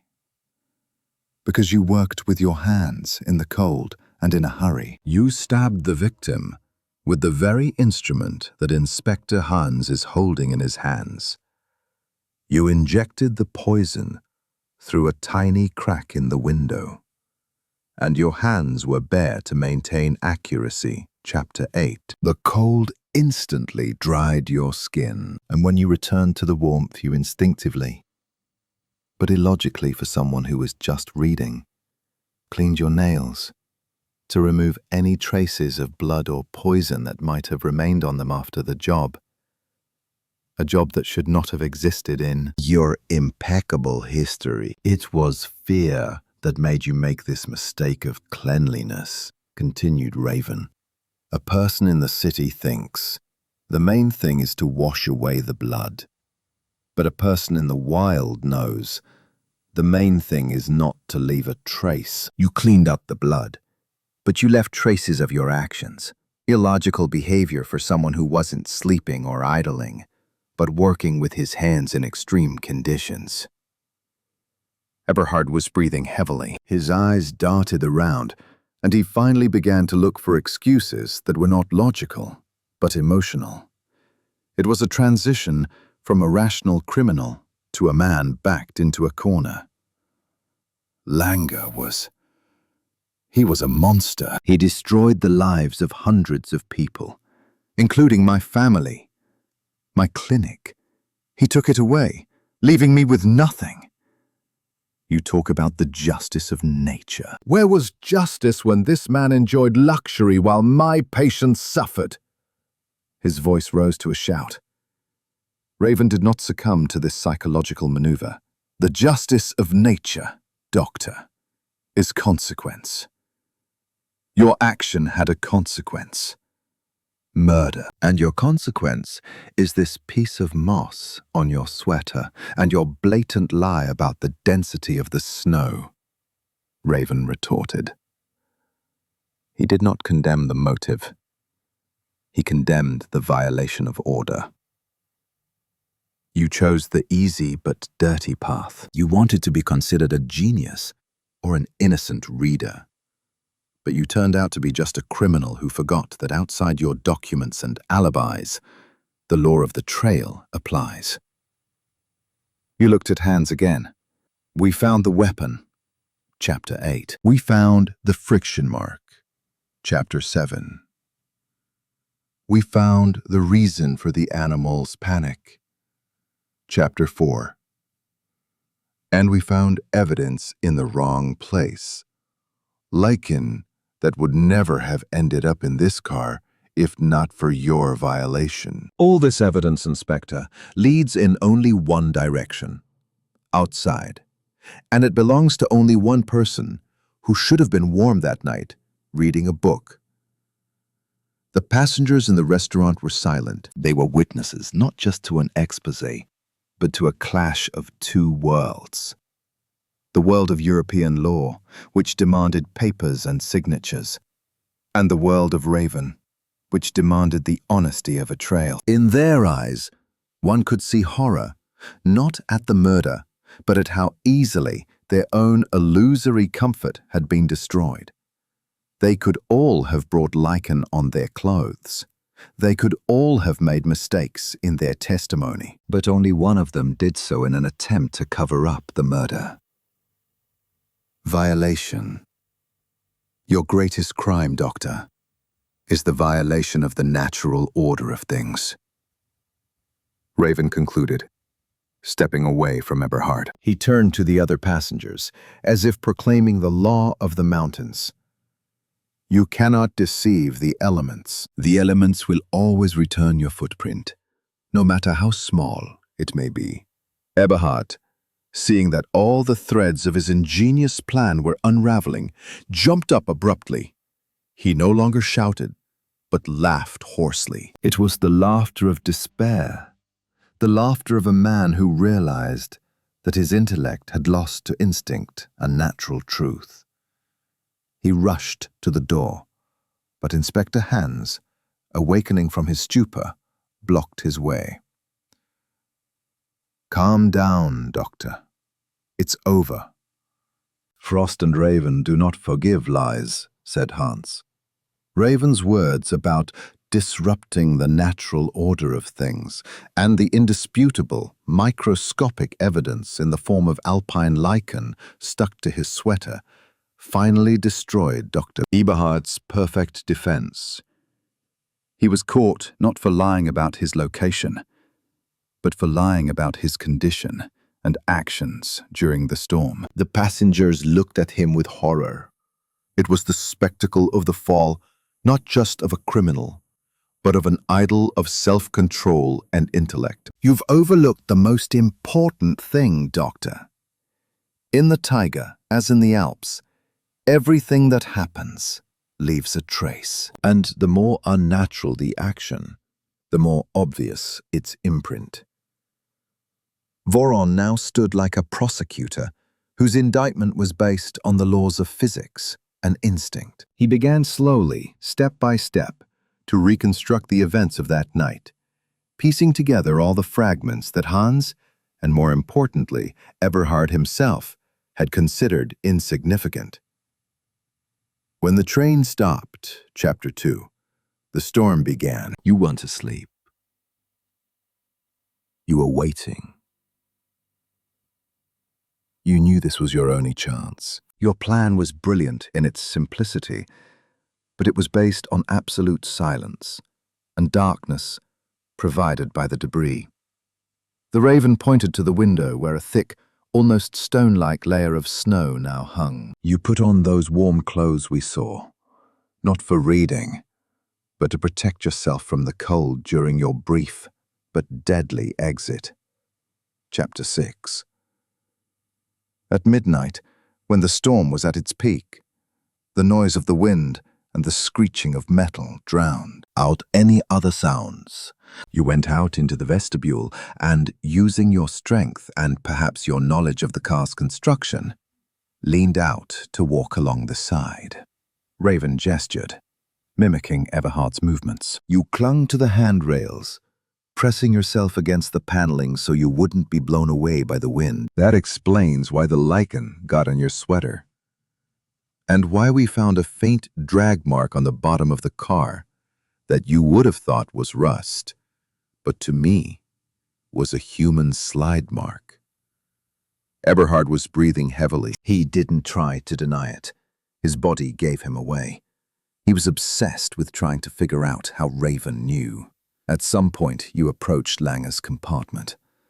Langer, a rich and paranoid man, was awake. Hearing a faint but unnatural knock in the storm, perhaps caused by your movement, or even a deliberate light touch on the window, Chapter 8, he approached the glass, trying to see through the snowy curtain to understand what was happening. It was the victim's mistake, to overcome his instinct of fear for the sake of curiosity. You were waiting for that. Next came surgical precision. You slipped a thin, sharp instrument which we found in the snow, your scalpel coated with poison, into the seal or through the ventilation grill. Chapter 5. The instant puncture in the little finger that we saw, Chapter 8, ensured that Langer would die before he could scream or unlock the door. You did your job in a matter of seconds. Raven paused, giving the passengers time to comprehend the terrifying cold-bloodedness of the murder. After that, you had to hide the weapon. You couldn't bring it back, lest it be discovered during inspection. You couldn't throw it out of the car. It would be found in the spring. You made what you thought was the only brilliant decision: to hide it outside, in a snowdrift. Chapter 12. In a place you believed would never be searched by a city detective. It was a mistake in concealment. The last and fatal one. The Raven explained why it was a mistake. You went out to hide the weapon and disturb the snow in the immediate vicinity of the car. This disturbance, although quickly covered by the wind, was immediately sensed by animals. Chapter 4. Their panic, their chaotic tracks in the snow, it was nature's cry that something alien had happened here, that there was a predator here, where it did not belong. It was your track, Doctor, a track that does not remain on the parquet, but which I read better than you read a book. You couldn't fool the partridges and the mountain wind. Eberhard sank back into his chair like a puppet with severed strings. He no longer argued about lichen or fingernails. He realized that Raven had seen not just clues, but laws. He saw how the fear of making a mistake inside the train had caused him to make a mistake in the elements. I knew they were powerless. Their rules, their papers, their protocols. I thought I was the only one intelligent enough to deceive this civilized justice, whispered Eberhard. There was no remorse in his voice, only a bitter awareness of failure. You underestimated nature, Doctor, Raven said calmly. It doesn't believe in alibis. It only believes in traces. And your trace was as simple as the law of conservation of energy. It's impossible to go out into a storm and come back clean. Raven felt that his work here was almost done. The truth had been extracted, order restored. He felt no triumph, only fatigue and a desire to return to where snow could be read, without doctors and luxurious carriages. His world, the world of the taiga, was more honest and merciful than this one, full of false alibis and velvet walls. He nodded to Hans. It was time to finish. Dr. Eberhard's unexpected, bitter laughter was cut short when Inspector Hans, stunned but acting on instinct, blocked his path. The passengers recoiled, their horror reaching its peak. They saw how a refined, educated man instantly turned into a hunted animal, whose cries of injustice were only a feeble attempt to justify murder. I beg you, release me immediately. I have the right to a lawyer. You have no right to detain me. Eberhard's voice, hoarse a minute ago, became shrill. He clung to the last crumbs of city law, which he believed could save him from the truth established here in the wilderness. You have the right to remain silent, Doctor, but not to lie. Raven moved close to him. His gaze, heavy as the Siberian frost, pierced Eberhard through and through. You claim you are innocent. I claim that you hid the weapon. If I am wrong, you will return to the warmth, and we will wait for reinforcements, as required by your rules. If I am right, order will be restored here and now. We no longer need your testimony. We need the trail you tried to hide. Voron turned abruptly and, ignoring Eberhard's protests and the astonished looks of the passengers, moved toward the exit of the car. Inspector Hans, you're coming. And you, Dr. Eberhard, too, he said. It was not a question, but an order. Eberhard struggled, He shouted that this was kidnapping, a violation of his rights. But Inspector Hans, whose professional instincts had awakened, seeing the truth beyond the protocol, grabbed him firmly by the arm. Enough, Doctor.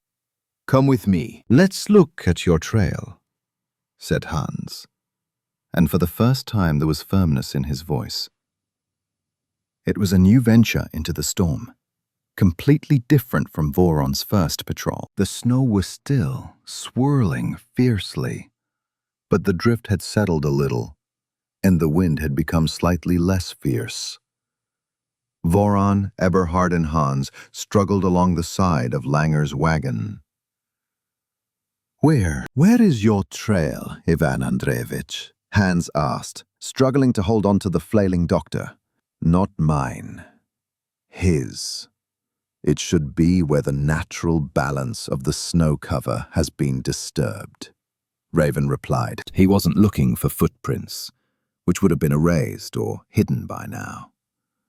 He was looking for a disturbance in the crust, a place where Eberhard, bending over and rushing, had hastily stuck or thrown a weapon into the snow. This place should not have been deep, but it should have contained a foreign body that prevented normal snow accumulation. The Raven stopped directly opposite the compartment, where Langer had been found, about a meter from the rails. He crouched down, shielding his eyes from the wind. His gaze, scanning the snow, was like a beam of invisible light. He saw not the snow, but the history of its fall. He saw how the wind swirled, how the crust formed, and where that crust had been broken from above, as if a stick had been stuck into the ground and then immediately pulled out. "There it is," Raven said quietly, pointing to a barely noticeable, small funnel, almost completely hidden by new drifting snow. It was a place where the snow cover was thinner, where there was a feeling of emptiness. This is where he hid the weapon. Too close to the wagon, too careless. He thought the snowdrift would stay here for weeks, and the weapon would sink under the snow. But nature doesn't like emptiness. Eberhard groaned and flinched when he saw this spot. That was enough for Hans to understand. They had found it. "Dig, Inspector. Carefully. With your hands," ordered Raven, not using a shovel so as not to damage the weapon. Hans, already forgetting about protocols, dropped to his knees. His gloves quickly got wet, but he felt the excitement, an incredible righteousness of his unexpected Russian partner. He raked away the thin, soft surface snow, then a layer of denser crust, and finally his fingers stumbled upon something hard and sharp, stuck vertically into the frozen ground. Hans carefully pulled it out. It was a thin but sturdy medical scalpel, its handle wrapped in dark climbing cord for a better grip. At the tip of the blade was a tiny, almost invisible dark spot. "Here is your tool, Dr. Eberhard." Raven took the scalpel from Hans without touching the blade with his bare hands and showed it to Eberhard. Sharp. Perfect for a quick, precise puncture. And there's a trace left on it. Hans, take this scalpel. It gives off a faint but familiar smell. The poison we smelled on the victim's little finger. Chapter 8. Eberhard collapsed to his knees, right in the snow. He no longer shouted about his rights. He was broken, not by human judgment, but by the judgment of the elements, which had accepted his evidence and then betrayed him. I wanted him to feel the pain I felt when he took everything. His voice turned into a silent wheeze. The motive he had tried to hide behind an alibi now burst out in its animal simplicity. Revenge and greed for a lost life. The Raven felt no triumph, only a deep, bitter sadness. He looked at Eberhard, who, like Langer, was just a sick individual who had upset the balance. Nature does not judge motives, Doctor. It judges actions and traces, said Raven. He turned to Hans. Order has been restored. The criminal and the weapon have been found. Now you can apply your city laws. Hans, holding a scalpel in his hand and looking at the kneeling doctor, felt the world he knew expand to frightening but true limits. He realized that his criminalistics were only half the truth.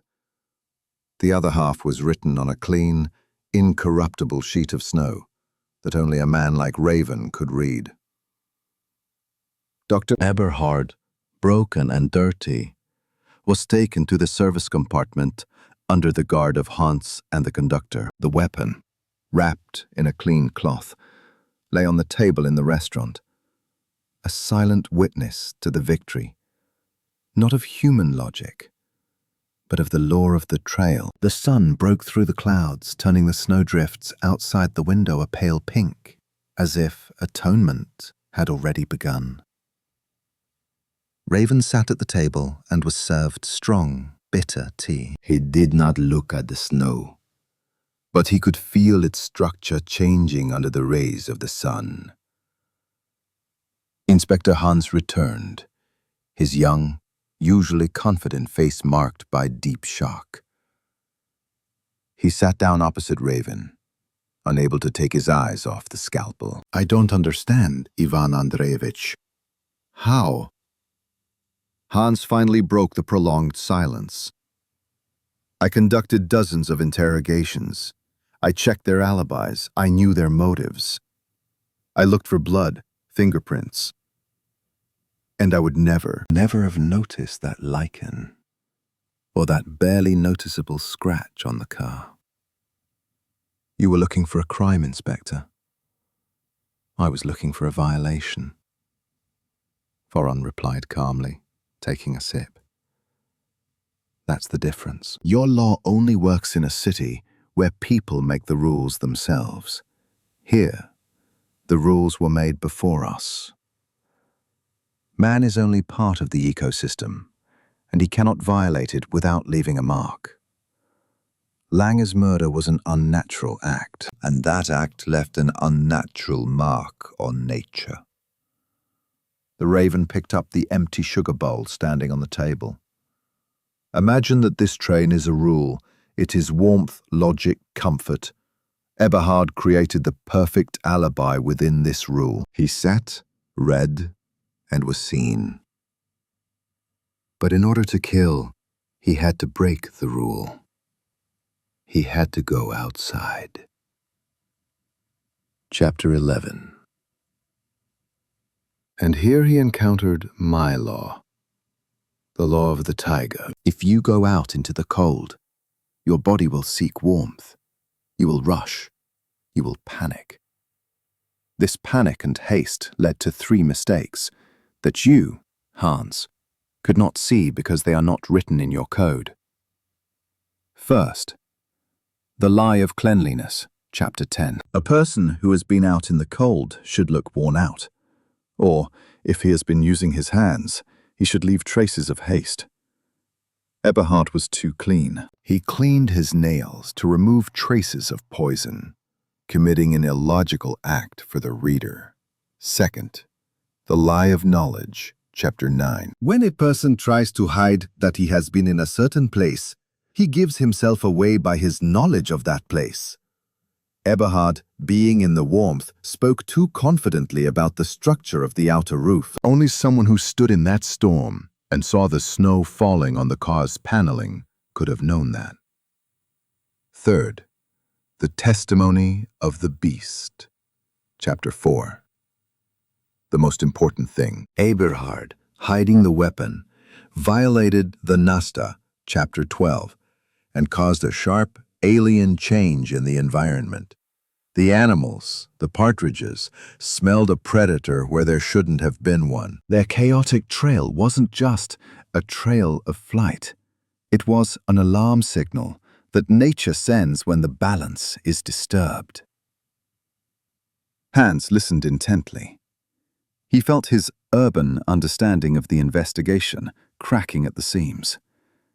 So, a perfect alibi doesn't work when you go beyond the walls it creates, Hans summed up, trying to make sense of it. An alibi would work in a room with 4 walls, Inspector. But a train in the mountains is not a room. It's a thin, fragile boundary between man and the elements. Raven nodded. Eberhard thought the elements were his ally, that the storm would cover his tracks. But the elements are not allies. They are impartial judges. They took his trail and then showed it to me. His motive, revenge and greed, was commonplace, and his method ingenious, but dishonest in relation to the laws of nature. The silence that hung in the car was long and heavy. It was filled with the realization that the world was much more complex and honest than it seemed in a warm office. Voron did not seek to moralize, but it penetrated the moment itself, like sunlight penetrating the snow. You are not seeking revenge, Ivan Andreevich. You are seeking order, concluded Hans, looking not at the scalpel, but at Voron's wind-carved face. I am seeking the truth, Hans. And the truth always restores order. Crime is a violation of balance. My job is to remove the diseased individual who has disturbed that balance. I am not a judge. I am merely someone who can read the consequences, replied Voron. For Hans, it was not just the conclusion of a case. It was an epiphany. He realized that his arrogance, his contempt for Raven, stemmed from his fear of the world beyond the asphalt. Raven was not afraid, because he knew that if you are honest with the elements, they will be honest with you. Now that the truth has been established, you can apply your city laws, said Raven, his work done. His debt to Alfred had been repaid in a completely unexpected way. He hadn't saved a life, but he had restored balance. The snowstorm, having fulfilled its role as judge, finally subsided. The sky became high and piercingly blue, and the bright Alpine sun flooded the mountain pass. It was the very morning that seemed to wash away yesterday's lies and fear. The frost grew stronger, but it became clear, without fury. The wind was gone.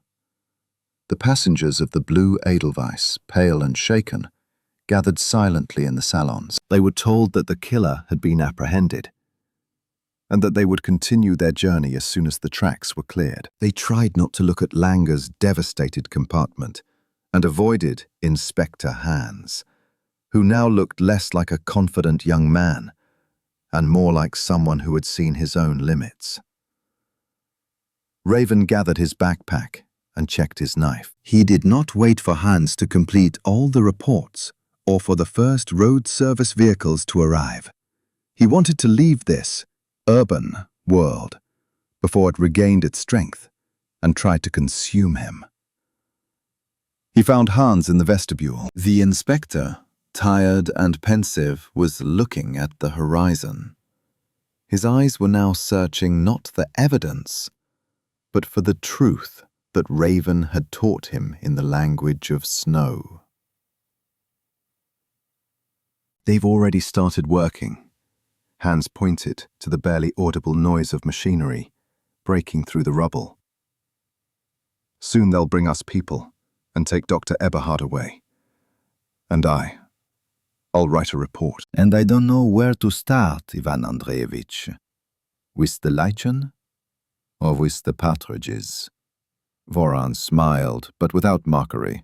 Start with the fact that man is an animal, Hans, and that an animal that breaks the laws of nature always leaves a trace. You will be writing for the city. Write in a way they'll understand. Motive, method, weapon.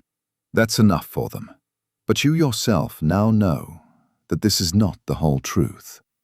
Hans sighed deeply, his shoulders slumping. I would like to work with you. When I return to Innsbruck, when... I don't work on asphalt, Hans. Raven interrupted him, his voice quiet and brooking no argument. My world is where the trail is honest, where there are no alibis and no lawyers. I seek order, which you humans constantly violate with your greed and stupidity. I have restored it here. My work is done. Raven turned to leave. He did not say goodbye, but Hans called after him. Wait, Ivan Andreevich, your friend, Alfred. He asked me to convey his gratitude to you for everything. The Raven stopped. He didn't save Alfred now, as he once did in the Cyan Mountains, but he fulfilled his duty by restoring balance to that part of the world where his friend had invited him. Tell Alfred to be careful. The mountains are unforgiving, even in the Alps. And next time, he should call me when he needs a dog, not a train. He stepped out of the train car.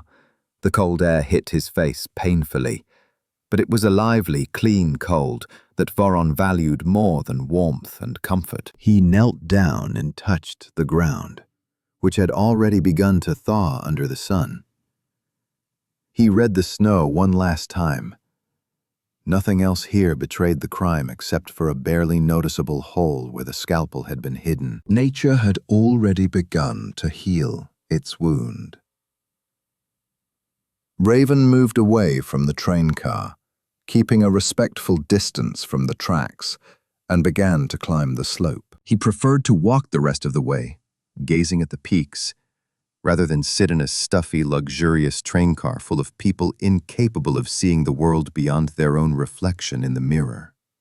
He had a long, lonely journey ahead of him. Ahead lay forests, mountain passes, roads leading east, across Europe, across the country, to his real home. In his world, the world of the taiga and the eternal trail, there was no place for lies created out of fear and rules. There was only the truth of consequences. Murder was always followed by punishment, established not by people, but by the higher law of balance.